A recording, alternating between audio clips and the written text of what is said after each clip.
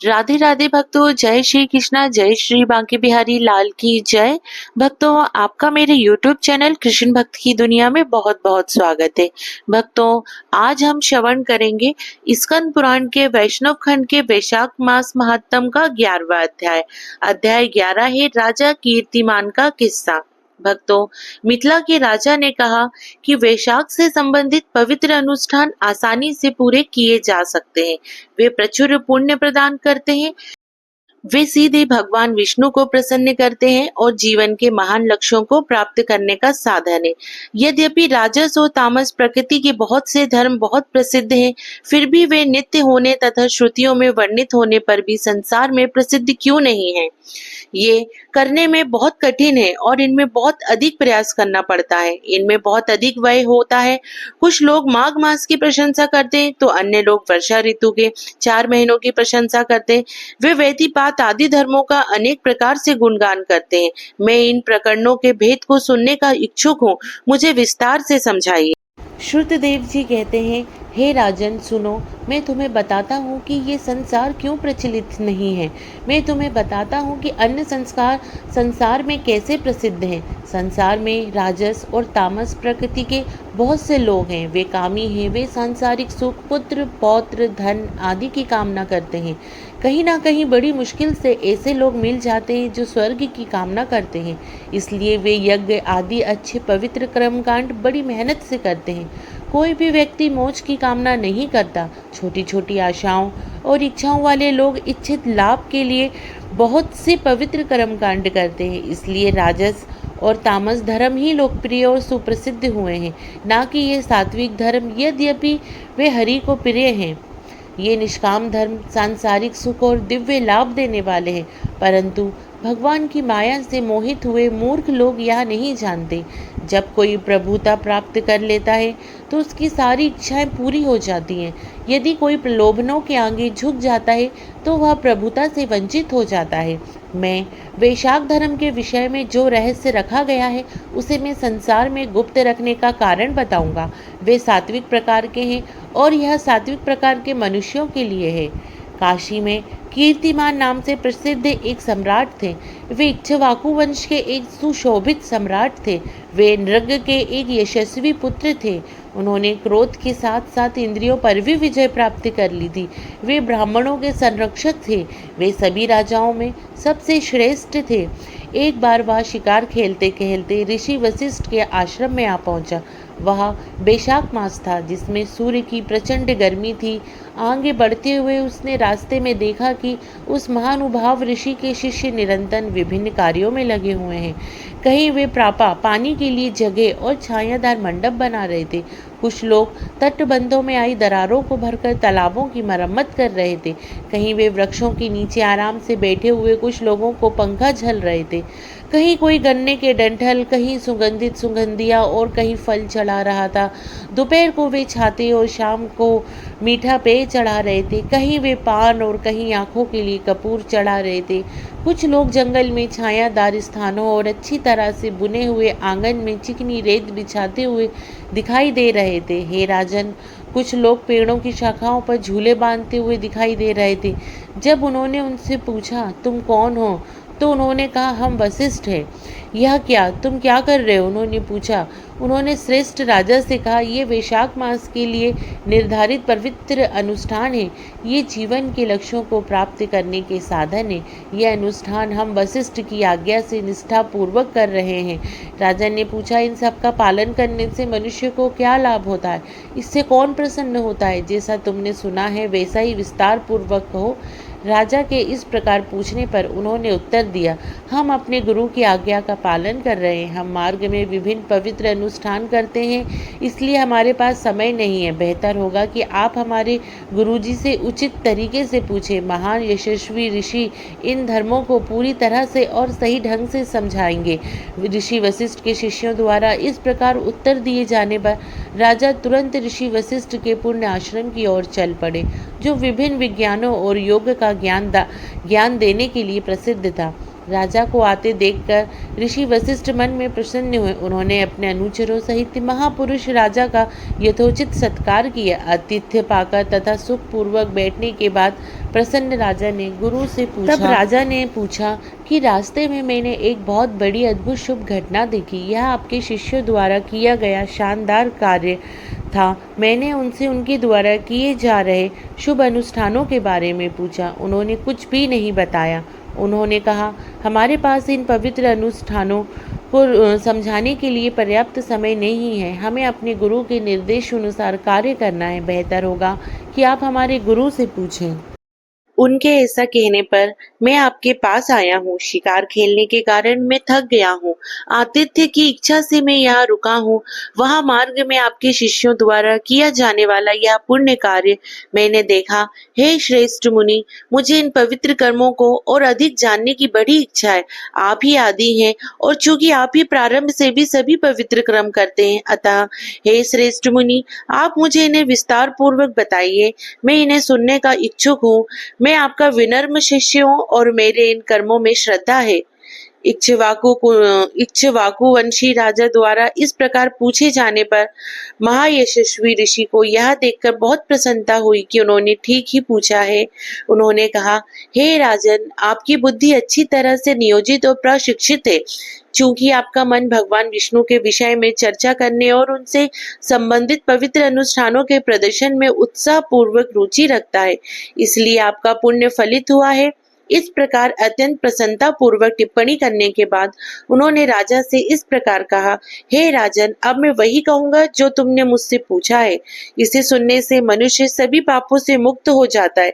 यदि कोई व्यक्ति सभी पवित्र अनुष्ठानों को त्याग कर और विषय भोगों में पूरी तरह से लिप्त हो जाता है, तो यदि वह वैशाख मास में पवित्र स्नान करता है तो वह भगवान विष्णु का प्रिय बन जाता है। यदि कोई व्यक्ति अन्य सभी पवित्र अनुष्ठानों के साथ साथ उनके सहायक अनुष्ठान भी करता है, लेकिन वैशाख में पवित्र स्नान, दान, पूजा और अन्य पुण्य कार्यों के माध्यम से विधि पूर्वक सम्मानित नहीं होता है, तो हरि उससे बहुत दूर रहते हैं। यदि वैशाख मास में स्नान और दान पुण्य किए बिना ही बीत जाए तो वह चांडाल बन जाता है, इसमें कोई संदेह नहीं है। यदि वैशाख मास में बताए गए महान पवित्र अनुष्ठानों के माध्यम से श्री हरि को प्रसन्न किया जाए तो वे संतुष्ट हो जाते हैं और जो भी चाहा जाए वह प्रदान करते हैं। ब्रह्मांड के स्वामी लक्ष्मीपति समस्त पापों का नाश करने वाले हैं। वे सूक्ष्म तब पवित्र अनुष्ठानों से प्रसन्न होते, ना कि स्थूल भौतिक प्रयासों या धन के व्यय से। यदि उनकी भक्ति पूर्वक पूजा की जाए तो भगवान विष्णु जो भी चाहे वह प्रदान करते हैं। इसलिए हे राजन, भगवान विष्णु की भक्ति सदैव करनी चाहिए। भगवान विष्णु की पूजा जल से भी की जाए तो भी वे सभी दुखों और तनावों को दूर कर देते। वे प्यासे व्यक्ति की तरह जल से तृप्त हो जाते हैं। महान कर्म भी केवल छोटा लाभ ही दे सकता है, छोटा कर्म भी बड़ा लाभ दे सकता है। कर्म की महानता या लघुता लाभ की महानता या लघुता का कारण नहीं है, बल्कि कर्म की प्रकृति, कर्म का मार्ग अज्ञेय है। वैशाख मास में बताए गए ये पवित्र अनुष्ठान बहुत कम प्रयास से किए जा सकते हैं। ये शुभ है और भगवान विष्णु को प्रसन्न करते हैं। ये व्यय में वृद्धि को रोकते हैं। अतः हे राजन, आप भी वैशाख मास में बताए गए पवित्र अनुष्ठानों का पालन करें। अपने राज्य के सभी लोगों से ये शुभ अनुष्ठान करवाएं। हे राजन, जो नीच मनुष्य वैशाख में बताए गए पवित्र अनुष्ठानों को नहीं करता, उसे अनेक प्रकार से फटकारना चाहिए। यदि वह तब भी ना करे तो उसे आपके द्वारा दंडित किया जाना चाहिए। इस प्रकार ऋषि ने उसे शास्त्रों का अर्थ समझाकर उन पवित्र कर्मों की आवश्यकता स्पष्ट रूप से समझाई। तत्पश्चात उन्होंने उसे वैशाख धर्म के पवित्र कर्मों का स्वरूप, विधि आदि पूर्ण रूप से बताया। राजा ने गुरु से संपूर्ण अनुष्ठान सुनकर उनका आदर किया और अपने निवास स्थान पर आकर संपूर्ण अनुष्ठान संपन्न किए। हे राजन, वह देवों के भगवान केशव का महान भक्त था। राजा देवों के भगवान विष्णु के अलावा किसी और को नहीं देखता था, अर्थात पूजा नहीं करता था।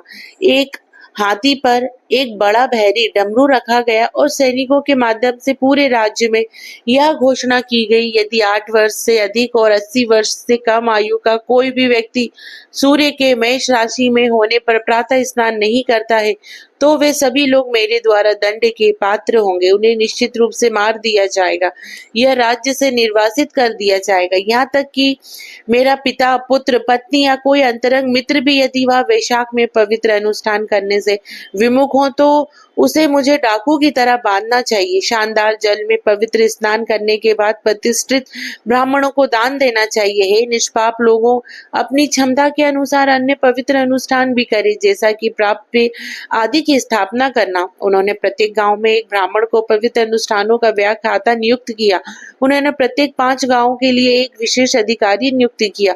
उस अधिकारी को धर्म का परित्याग करने वालों को दंड देने का कार्य सौंपा गया था।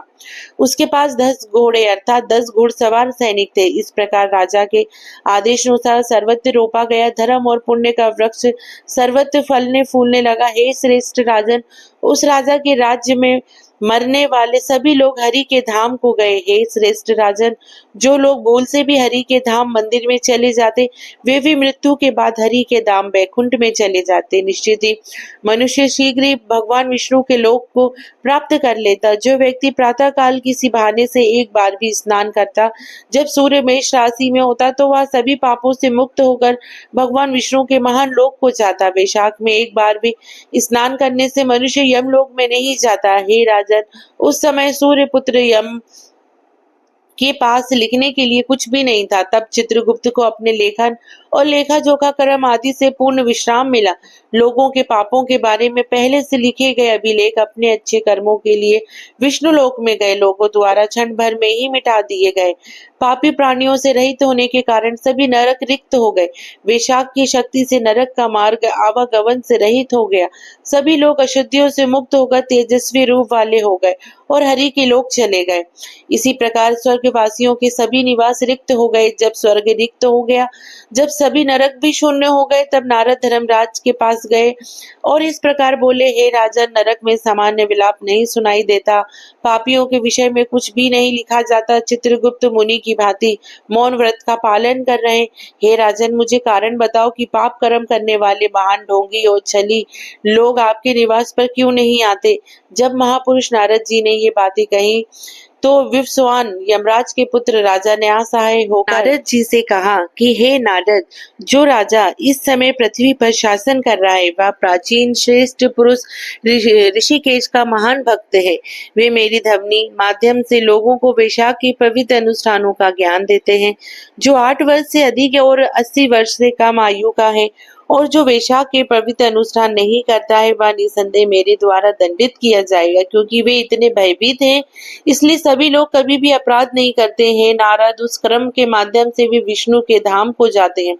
लोग वैशाख के पवित्र अनुष्ठानों का सहारा लेकर हरि के धाम को जाएंगे। हे श्रेष्ठ मुनि, अब उस राजा ने मेरे धाम का मार्ग नष्ट कर दिया है। समस्त नरक आदि उजड़ गए हैं, स्वर्गवासियों के लोग भी उजड़ गए हैं।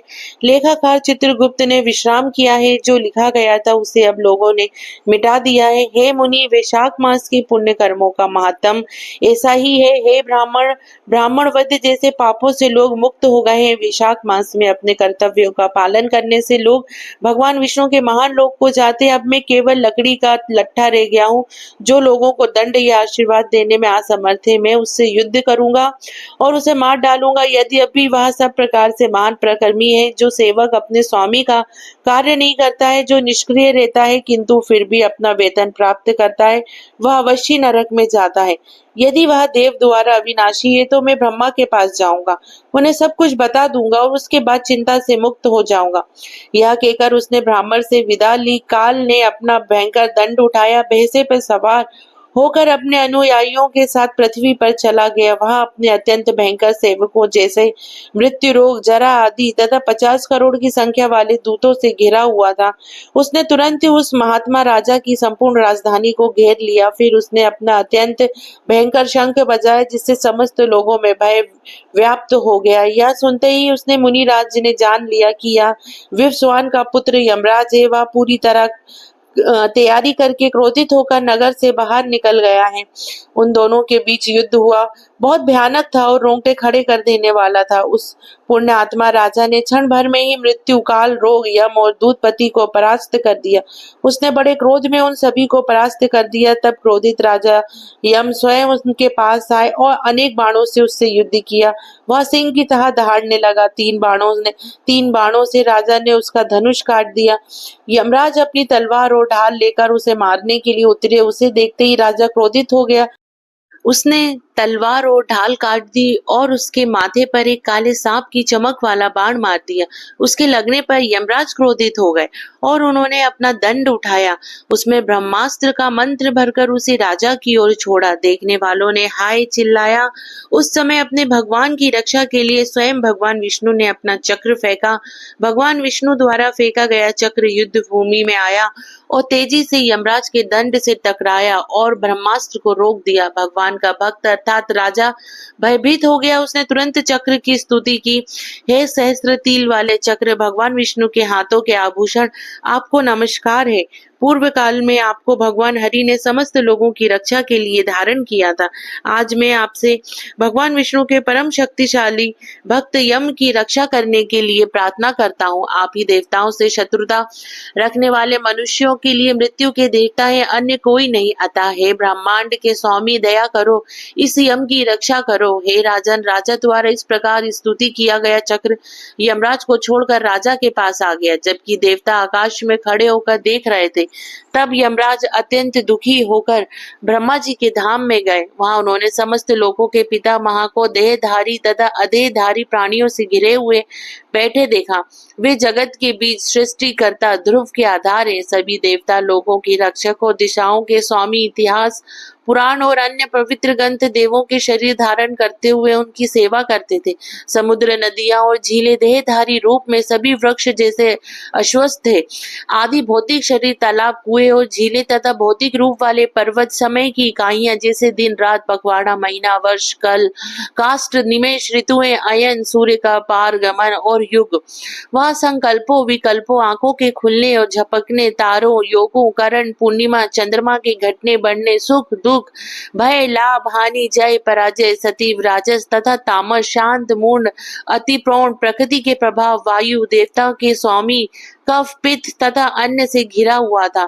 इन सबके बीच यमराज एक लज्जित दुल्हन की तरह प्रवेश कर गए। वे फर्श की ओर देख रहे थे। उनका चेहरा पीला पड़ गया था। यमराज को अपने अनुयायियों के साथ प्रवेश करते और पास में खड़े देखकर वे सभी प्राणी आश्चर्यचकित हो गए। वे एक दूसरे से कहने लगे, यमराज जी यहाँ क्यों आए हैं? वे लोगों के रचयिता ब्रह्मा जी के दर्शन करने क्यों आए? रवि का यह पुत्र एक क्षण के लिए भी निष्क्रिय नहीं रहता। वे क्यों आए हैं? क्या स्वर्गवासी स्वस्थ और प्रसन्न है? यह सबसे बड़ा आश्चर्य है कि उनकी पुस्तक बिना किसी लेखन के है। लेखक भी उनके साथ आया है। वे भी बहुत उदास है। उनकी पुस्तक कभी बिना किसी लेखन के नहीं रखी जाती, क्योंकि वे धर्म से डरते हैं। जो कभी देखा या सुना नहीं गया वह अब मौजूद है।